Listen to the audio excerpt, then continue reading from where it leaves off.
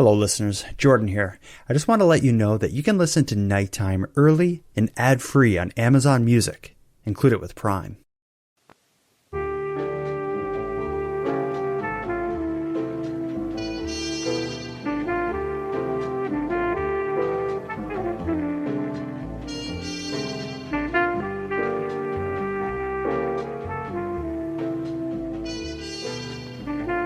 You are tuned to the Nighttime Podcast, focused on the fringe of Canada.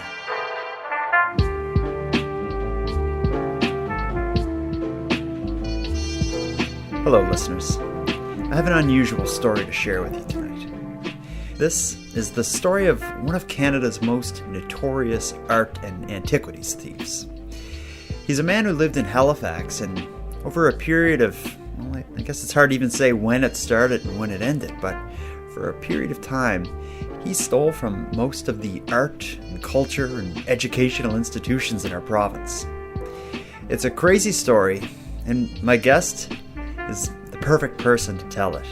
I'm going to be joined by Mikaela Gorman, who's an investigative reporter, journalist, writer, and just hilarious person. Who's, again, the perfect person to tell this story. So let's get into it. Tonight, my guest, Mikaela Gorman, and I will be discussing the story of the art thief, neo-Nazi, and abuser, John Mark Tillmann.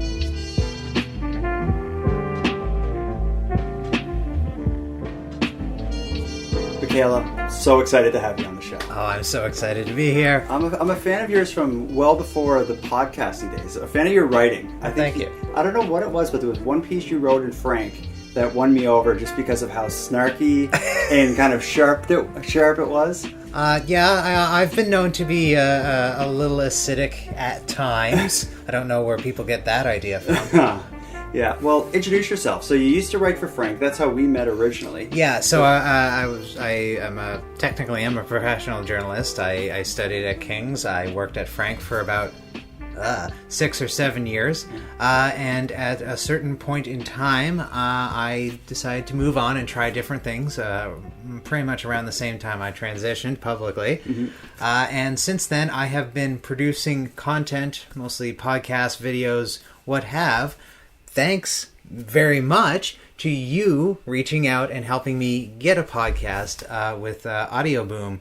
Yeah, I forgot about that because I knew you were planning to start, and then I connected you with Audio Boom. Exactly. You're still hosting there? I am. Yeah, that's amazing. I managed to get grandfathered in, so I don't pay a thing. That's awesome. Well, I should have got you to bring me a coffee. Oh, dang. So we know your background, getting into a lot of Nova Scotia's kind of, I don't know about darker, but more kind of interesting, maybe salacious topics through your time with Frank. I think salacious is definitely the term. Such things, like the nitty gritty, the frauds, the history of bizarreness. A couple of people who are well intentioned but unstable. Yeah. Let's go with that. Yeah. And of course, those who wish to take advantage of those who are unstable, and of course our province of very, very needy politicians. Yes. Well, this story is one that I'm sure you covered, but even if you didn't, this is so up your alley, the story of John Mark Tillmann. It really is. Yeah, and I knew the story, but I never considered covering it. It was you who recommended this topic, and once I kind of read the story and was just shocked by the detail of it. But then at the same time, I was like, I have to get Mikaela to tell this story because this is up her alley. What about this story made you be like, we got to talk about this? So you say it yourself. It's the details. It's that this is a bottomless pit of ridiculousness in the way that only Nova Scotia and possibly parts of Florida can be.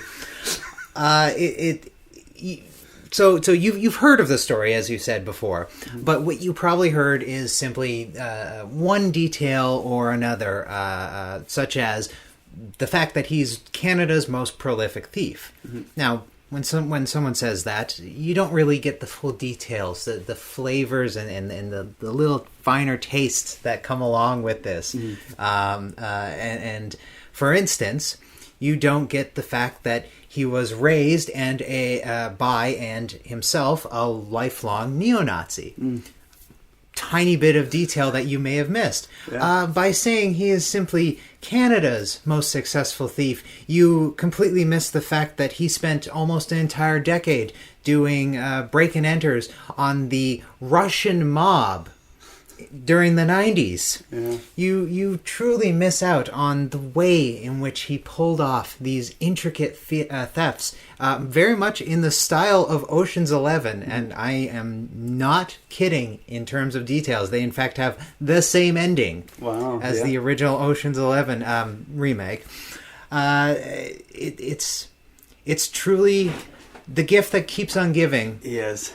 And no one except the perpetrator dies in the end. Well, a couple of people get hurt, but they don't. This isn't one of those stories where it turns out that he murdered someone. Yeah. There are many suggestions of this, but it seems that thankfully, as much of a scumbag as this man is, he never escalated to that point. At least never got caught. Never got caught. And it seems like he did get caught for most of the things he did in the end. So that's the thing. He was, famously an incredible thief, he was also famously a terrible criminal due to his sheer ego, his arrogance of it. He did not care, and he had the money to cover up for the fact that he didn't care. Yeah, he was his own worst enemy in the end.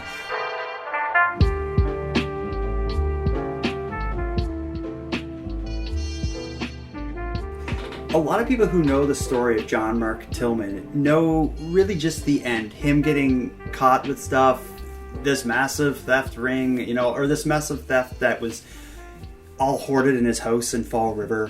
But they don't know the earlier parts of his life. What did, in everything you've read and wrote about him, what did you learn about his earlier days? Okay, so he had a seemingly typical normal life for someone who was born in Halifax. So he was born February 24th, 1961, in Halifax. His family's from Halifax and Fall River, and he's lived his entire life, with exceptions of extended vacations to Europe, which we will get to. He's always lived in Fall River and the Halifax area.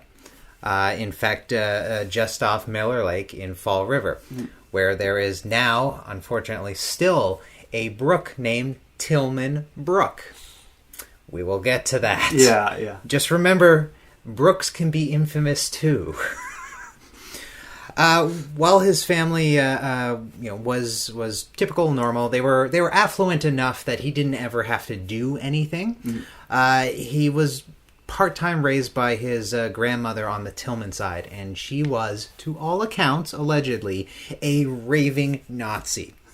And when I say a raving Nazi, I mean in the same way you would find them in Argentina in the 1960s. Okay. Believing that someday the Führer will return and the Fathers will commence. We are talking just full-on, full-blast Nazi. And she instilled from a very young age in John Tillmann the idea that he is entitled to take anything in his life. It doesn't matter. He is entitled to take it because enough things have been taken from the white man, and it's high time that he got it back. And I didn't think you were going to act out the characters. This is great. You are welcome. And so, from a very, very young age, his entire life has been shaped by the concept that A, he is owed everything he takes, therefore he never has any sense of guilt, and B, Hitler was a really nice guy. Yeah, and it's that part of his story doesn't come out until way later. I heard of him getting arrested. I followed a bit of the story. I heard he got a book deal. Yeah. And then it came out that he's also a hardcore, unapologetic Nazi, and very quickly that book deal was shut down. But. Exactly, and that's the funny thing. Like I said, it's the gift. The story is the gift that keeps on giving, and it's because that comes out later. But the seeds are planted at the very beginning for all of this glorious mess.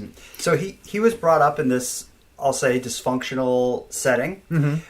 But it seems like his life of crime, maybe it started young, but it really kicks off when he moves to Russia. Is that fair to say? Yeah, so it starts...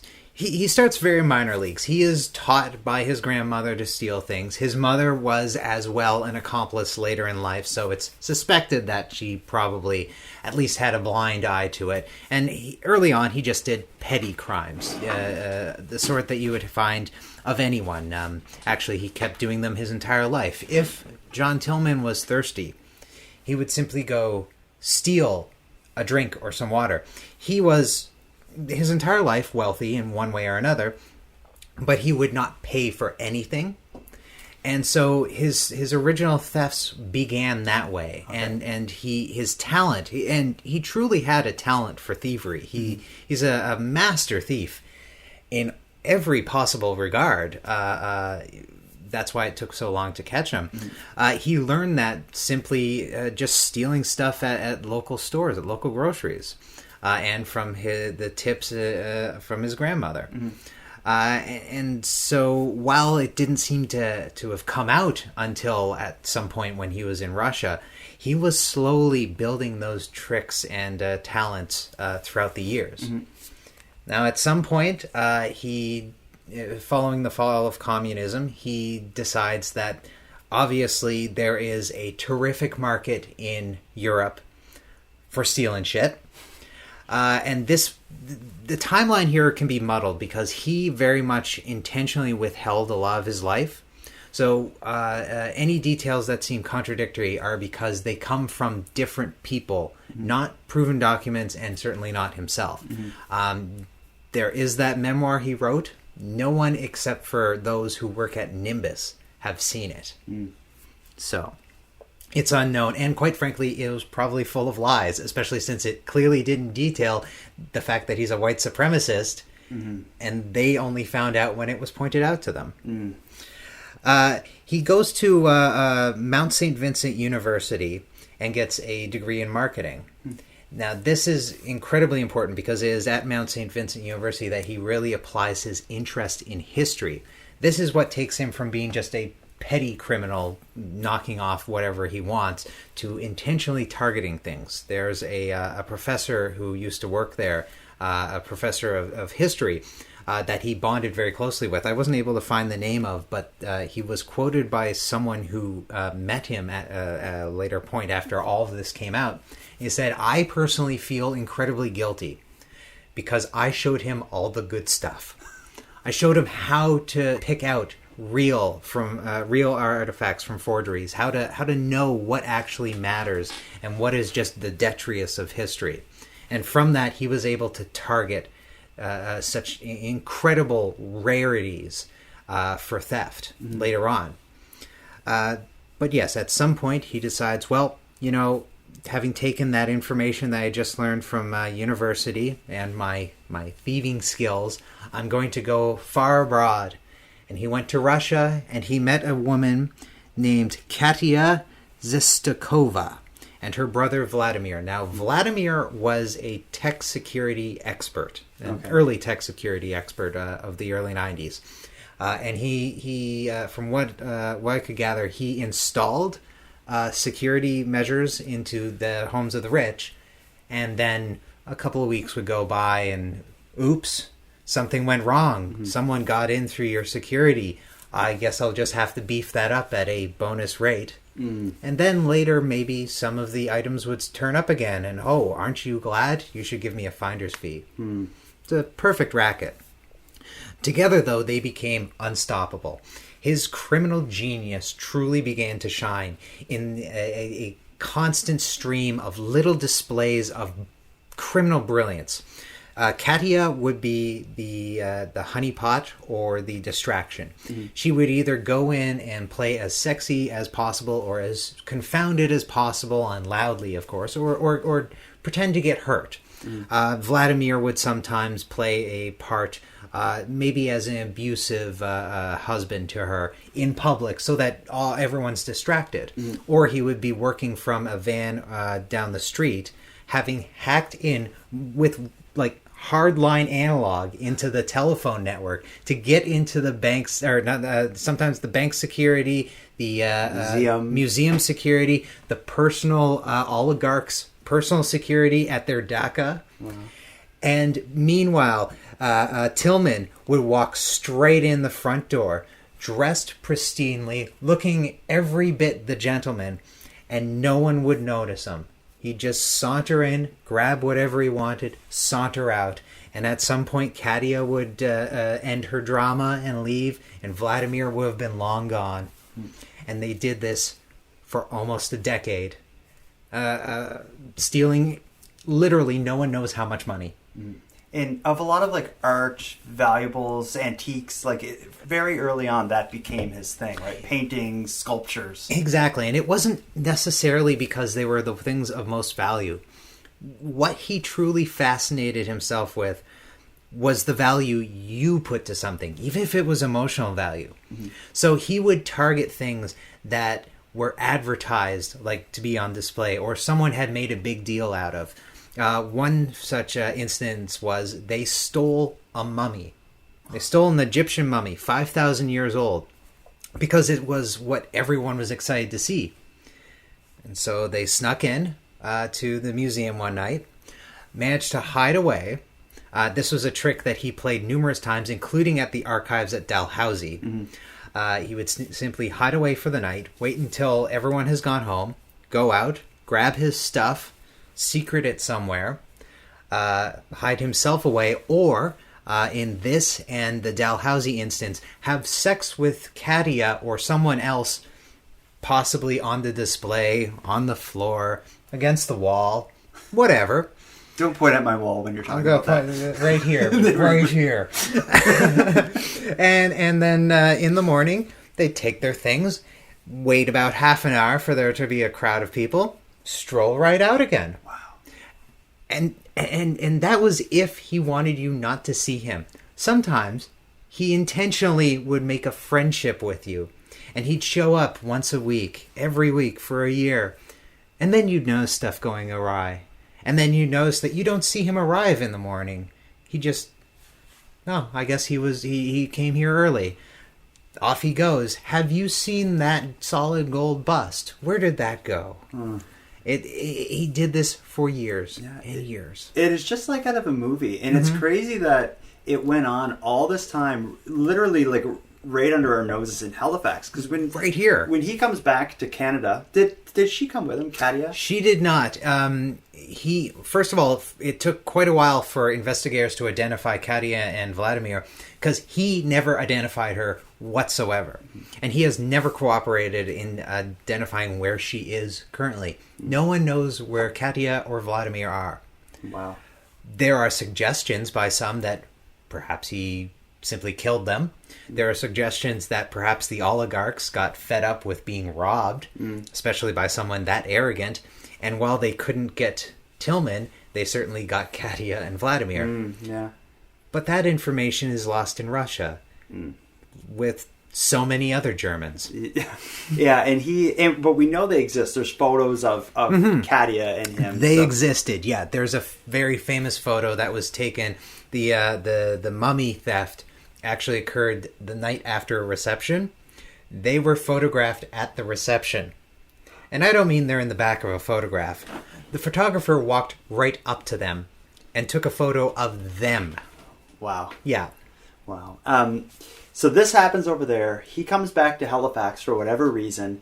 And as I say, this happens under our nose. He is spending his time going to like local universities, museums. The Province House. He, in fact, stole a painting off the Province House wall, along with various documents from their archive. And who knows what else. See, that's the other thing about Tillmann. He'd steal things of worth. He'd steal things of personal value. But he would also say, steal your stapler. Why? Because he would steal anything. He would steal the wires, the strings off your guitar, but not necessarily the guitar.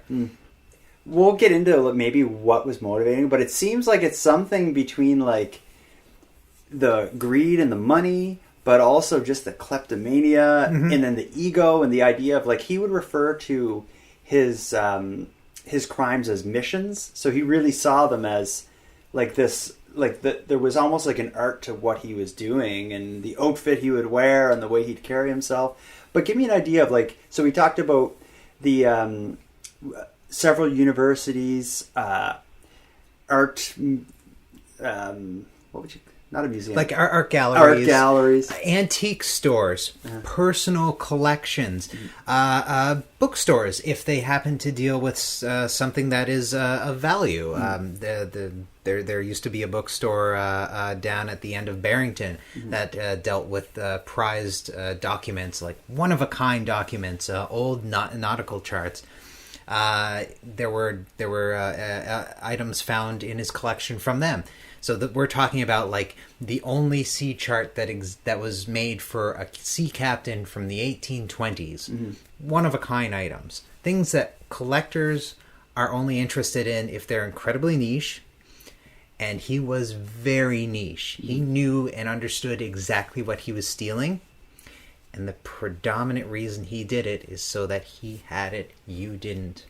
Yeah, just literally just building this personal museum that at his house that was also almost a shrine to his intelligence is kind of the way, because there's a video we'll eventually get into where that came out in a trial against him where he's just walking around his own home, just talking about what he has.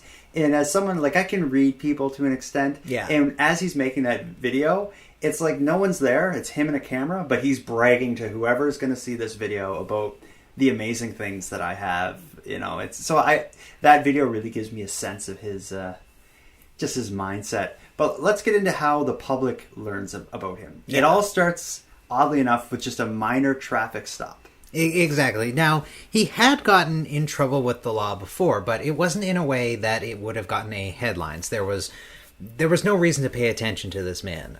In 2009, he was charged with assaulting his then girlfriend and attempting to kill his mother with a pencil. Wow.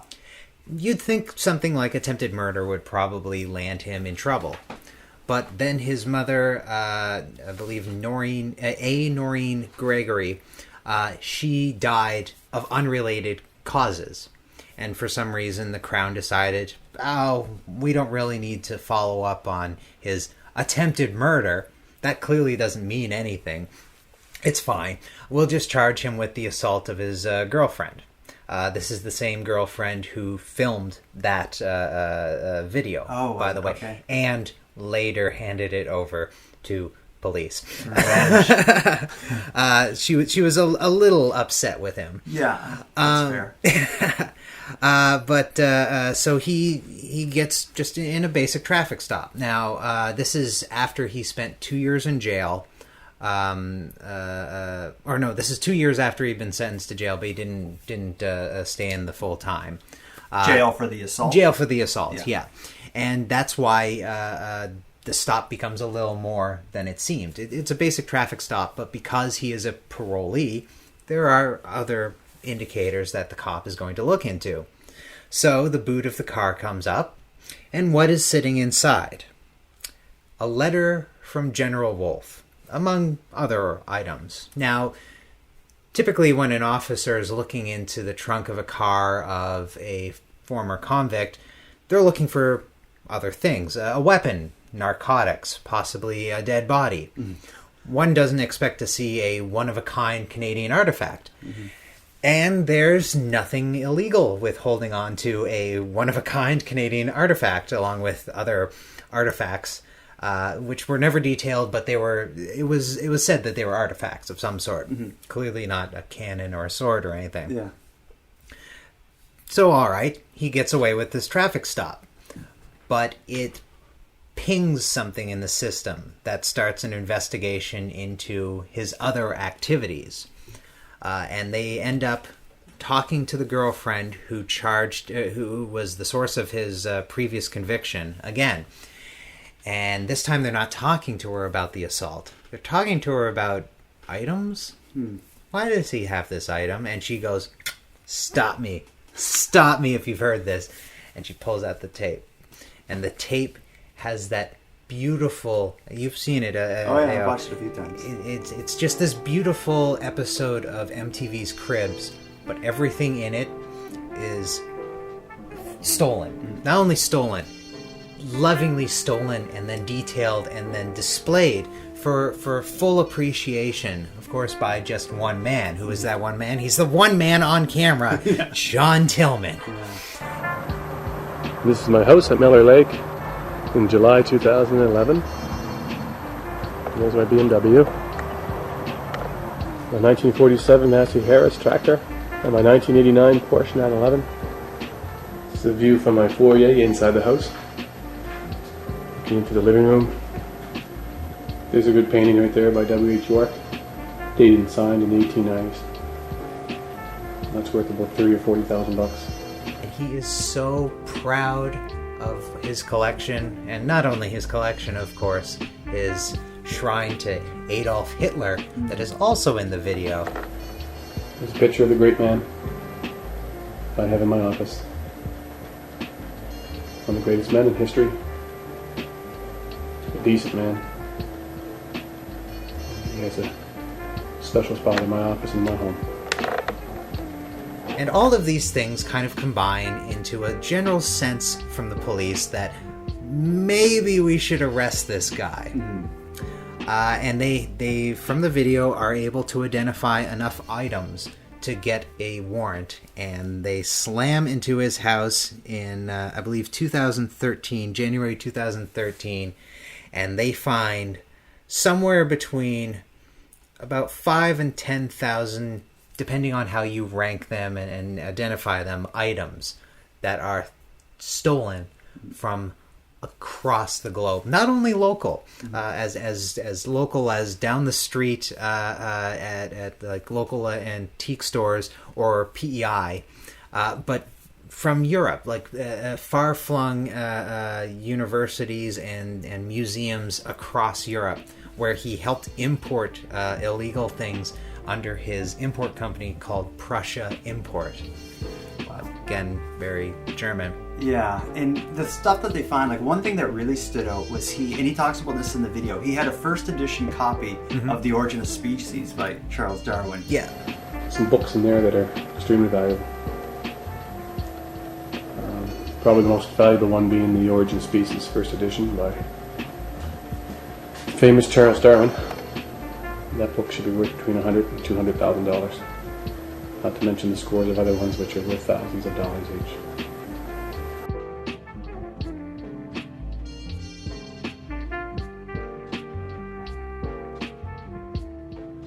And that's the thing. Yeah, it's just a single book that he has, and we're already talking about probably, I believe, 50 to 70,000 is where it ended up. Yeah. That was stolen from Mount St. Vincent University. They allowed him in because he was an alumni, and he was a known factor among local historians as just someone who everyone believed was doing research. And he passed himself off as a researcher and a historian. And so he would buddy up with the archivist, and eventually they would leave him alone with an item. And in this case, he did go in and visit repeatedly that exact item. Wow. Until one day it simply vanished, but it couldn't have been him. He was such a nice man. And a lot of these places never considered that they were being stolen from. A lot of them thought it was a clerical error. The book's misplaced. It's been borrowed. It's just put on the wrong shelf. And I can understand how that could happen, especially in these kind of underfunded, museums that the province drops pennies on every so often. Exactly. It happens all the time. Things go missing or simply get misfiled. And it's so common that he was able to rely on this repeatedly despite being seen with the items. Yeah. Which, I don't know, I guess is disparaging towards our library system. Well, I have a feeling if you went to, like, the Mount or one of these places in the era after Yes. Tillman, I don't think they're going to pass you one of the most valuable books on the planet. Like, I don't know, I'm sure there's a lot more valuable books, but a first edition copy of The Origin of Species is a pretty important book. It's a very important book, and it doesn't matter how many copies there were relative. Yeah. There aren't going to be that many. Yeah, they're not printing any new ones. It's a very important book, but that was simply a book. He had other things of curious note. He had stolen a reproduction armor, like suit of armor, and the way he stole it is what's truly fascinating about it. He did it piece by piece. Wherever it was, surely must have noticed that at some point, there's half a suit of armor here. Now there's less than half a suit of armor. Where is this suit of armor going? He managed to walk a suit of armor out the front door of somewhere. Yeah, and I guess in the end it turned out that that suit of armor, I believe he probably thought it was an antique, but it was a movie prop. Yeah, it wasn't even real. It was simply a replica. Yeah. That's the funny thing is, like, he knew what he knew, but he was so arrogant that what he didn't know didn't even come into the equation. He never would have conceived of the idea. Yeah, it's just like when you hear the people who just are full of lies. He's that way, and there was just so many lies spinning out of control, with his ego kind of fueling the whole thing. But to his credit, when he did get caught, he did admit to the whole thing, is my understanding. He came clean. But that, of course, plays into the ego. He wouldn't hide it. He wants you to know that for years, this guy outsmarted you. He loved publicity. He loved being interviewed on CTV. He loved being interviewed for CBC W5. He loved seeing his face in the newspaper. That's why they always got such really good shots of him, usually like action shots around his house. Yeah, well, he's doing something interesting. There was in McLean's, he has like a little hammer, like breaking a rock. Yeah, he's just breaking a rock on his property. In the background. He's, I'm a geologist. Yeah, now. It's like he's everything he needs to be. And his zeal for attention got to the point of his book. Now, of course, he was a very eloquent and well-written guy. He prided himself on his intelligence, both in being able to get away with everything, but also being able to charm everyone. Mm-hmm. And he was able to charm Nimbus Publishing into publishing, well, nearly publishing, a book that detailed his entire criminal history. So, not only was he quite proud of it and willing to admit to it, he went on at length for hundreds of pages that no one outside the company has ever seen, because just as they were about to publish it, it came out in the national press via, I believe, Warren Kinsella and a few other columnists that, oops, he's a Nazi. Mm. And the book got canceled. Now, this is a very important thing, because at this point, for the first time in his life, he was flat broke. Mm. Because as part of his conviction for the multiple counts of theft and fraud and what so forth, eventually he was convicted of only 40, but those 40 kind of include a lot of things. He was completely stripped of all of his assets. He was stripped of his property. He was stripped of all rights to pretty much every aspect of his company, and was more or less living based on just what he could get from friends, usually by succoring them. Friends in heavy quotation marks and what the book was going to pay out. So when he lost that, he lost quite a bit of potential income. And of course, he lost access to a bunch of film rights that were being flung at him at the time. Wow. Yeah, because for a little bit, like, he wrote the book when he was in prison. He did, yes. How long was he in prison? He was in prison for, I want to say, I have that somewhere. It wasn't nearly as long as he was supposed to. He was sentenced to 8 years, and he was out in 2. There we go. Okay. Yeah. So during his 2 years in prison, he writes this book, and he comes out of prison almost as, I wouldn't say like a folk hero, but he's sure, like, if you watch the video on CTV, it's a sit-down interview similar in style to what they would give like a athlete or a political figure. It's a very cozy, like the interviewer and him are sitting in comfy chairs. They have cups of water, and it's like, tell me your amazing story. Yeah. So when he comes out of prison, he has the book deal rolling. He's on CTV and CBC getting these really, like, pleasant interviews, not the kind that any other criminal I've ever seen had given. Then the whole thing comes out about him being a neo-Nazi, which they should have known because it came up as well in that video that was used in his trial. It was kind of right there the whole time, and they always had access to that. And I guess it becomes one of those things of, he was so good at selling you on what he wanted you to see. He wanted you to see the gentleman thief. Gentleman thief who never hurt anyone except for that one time when he tried to kill his mother, and also that one time he viciously beat his ex-girlfriend. And the kind of person who would steal documents, like historical documents. No one's really getting hurt here. The person who wrote it and owned it was hundreds of years ago. You know, this is the vision he wanted people to believe in. That erudite, brilliant, well-educated, doing it more or less for the thrill, and not, of course, the truth of it, the matter, which is he did it because he hates you, and he hates all of us, and he just wants everyone else to not have access to these things. Yeah, the idea of him being like a white supremacist Nazi, not only was that his personal ideology, but it became a public matter as well, because we had talked a bit about the Brook. And the story of the Brook is just so upsetting, where earlier on in his life, he got into politics a little bit. Yes. He managed to understand kind of what would go into, or who you would need to involve if you wanted to name a place, for example, a brook. He names a brook near his home, Tillmann Brook, as a way to have a Russian or a European last name. So there's a couple of things there. So around the same time as he starts managing the campaign of Reform Party member Jim Donahue for the 1993 federal election, he changes his name from Tillmann, one N, to Tillmann, two N's, to favor his Germanic ancestry, and of course to just needle in that tiny little bit of German supremacy. Now, of course, Jim Donahue didn't get anything, but that reform, alt-right, hard-right aspect of John Tillmann never went away. As you say, he made connections to people with power and connections to people in bureaucratic power, and eventually figured out how to stick it to his neighbors, because as much as he truly was a dickhead to everyone, he was a dickhead the most to his neighbors, the people who were forced to live with him. He would, in the middle of the night, wander into your property and steal stuff. He would, in the middle of the night, wander onto your property and destroy stuff.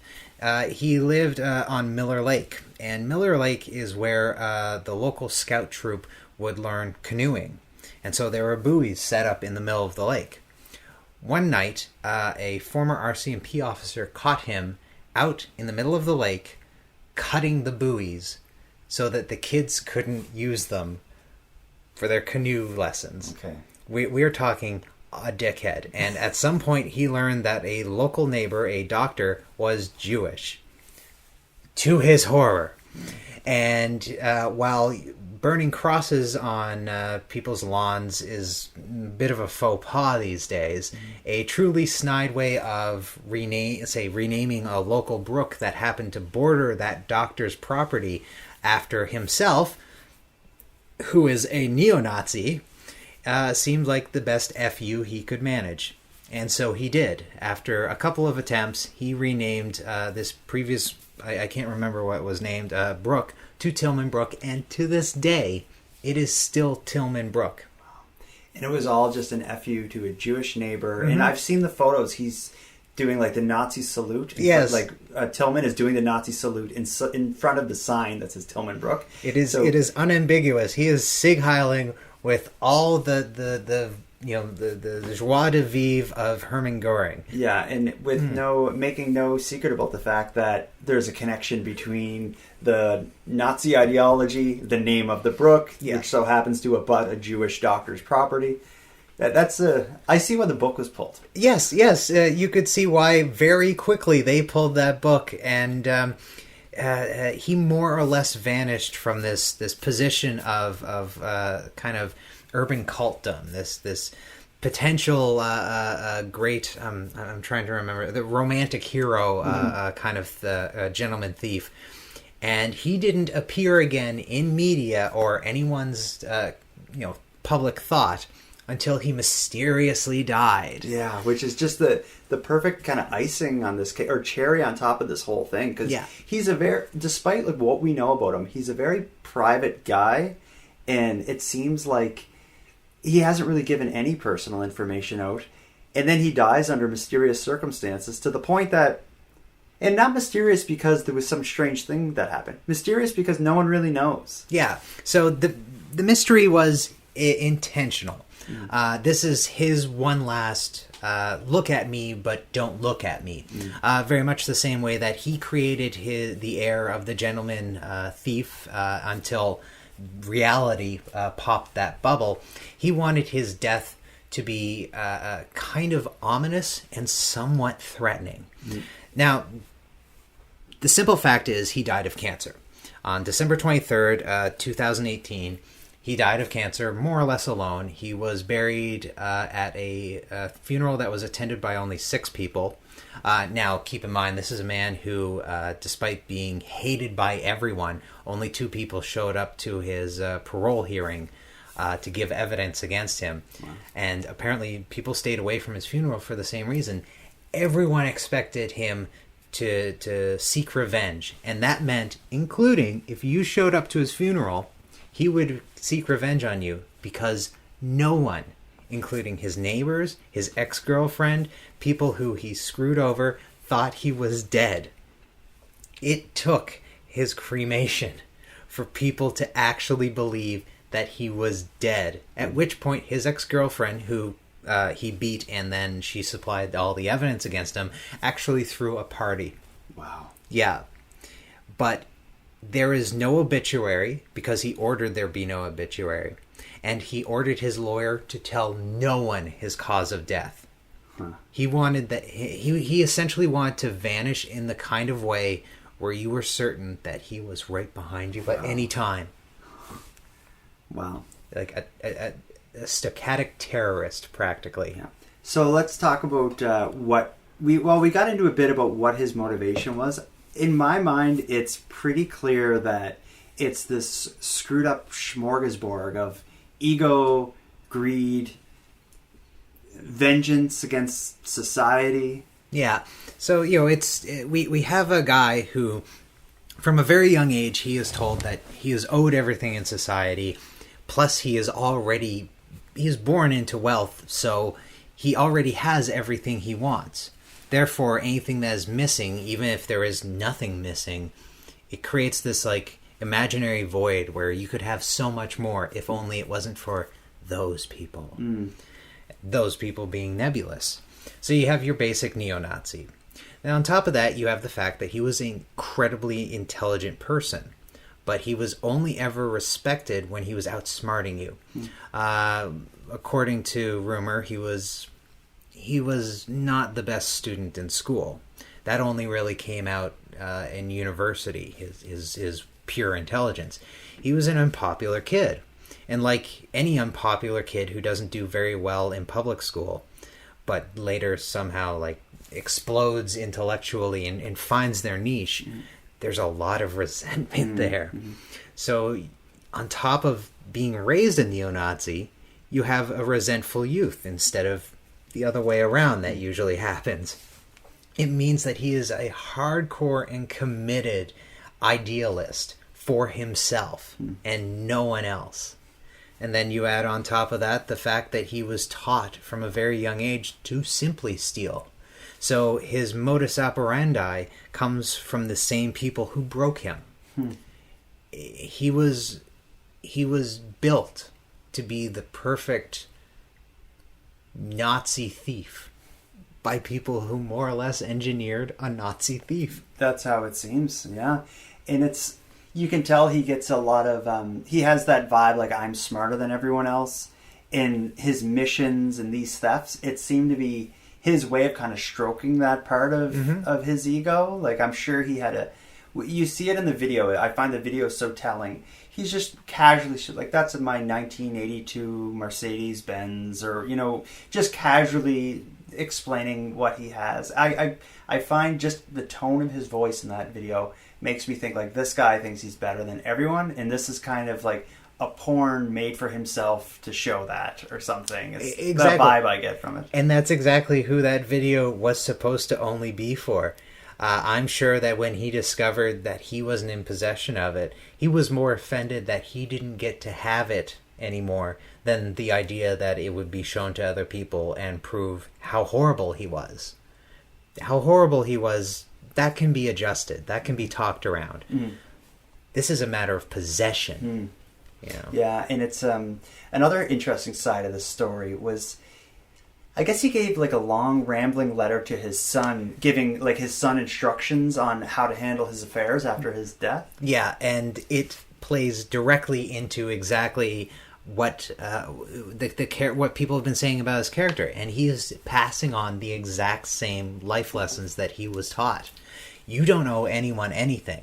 And not only do you not owe anyone anything, it is perfectly well within your rights to do whatever it takes to have what you think is yours and to protect that from anyone. He was teaching him the exact same nonsense to create, once again, a Nazi super thief. That's how it seems, yeah. And a telling part of that letter is he was telling his son, like, you know, when I'm gone, do whatever you can to prevent people from going in this house, and take whatever means necessary to prevent anyone from making a claim against my estate. Yeah. And I think he knows that people are going to come, when he dies, people are going to come for the antiques and whatnot that I don't own. So I want you, my son, to find a way to keep as much of it as possible. Yeah, and here's the funny thing. He seemed to have. Kyle, his son, has more or less dropped off the face of the earth, but the assets that were taken from his estate are nothing near what he clearly had. There is money somewhere. No one knows where. His previous home, I can't remember if it was demolished and rebuilt or completely renovated, but the people who bought it, because when he was convicted, it was taken away from him, the people who bought it tore it apart looking for his money. Not a cent. Wow. Nothing was it left.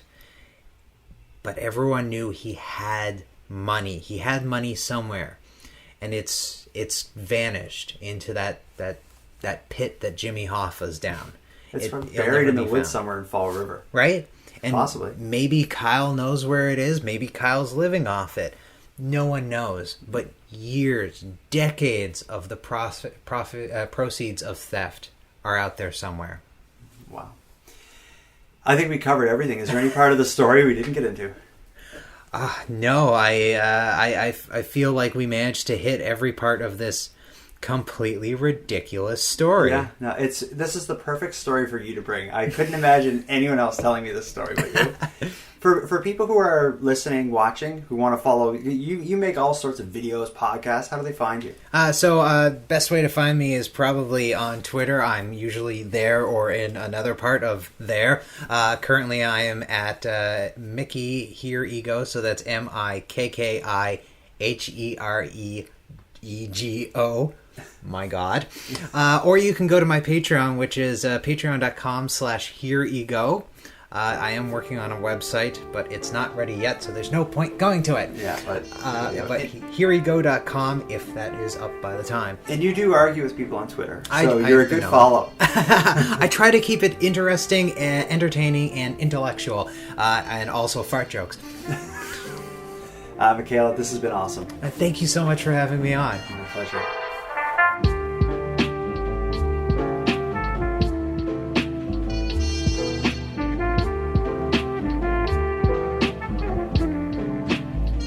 I want to thank you for joining me for this discussion surrounding the very unlikable John Mark Tillmann.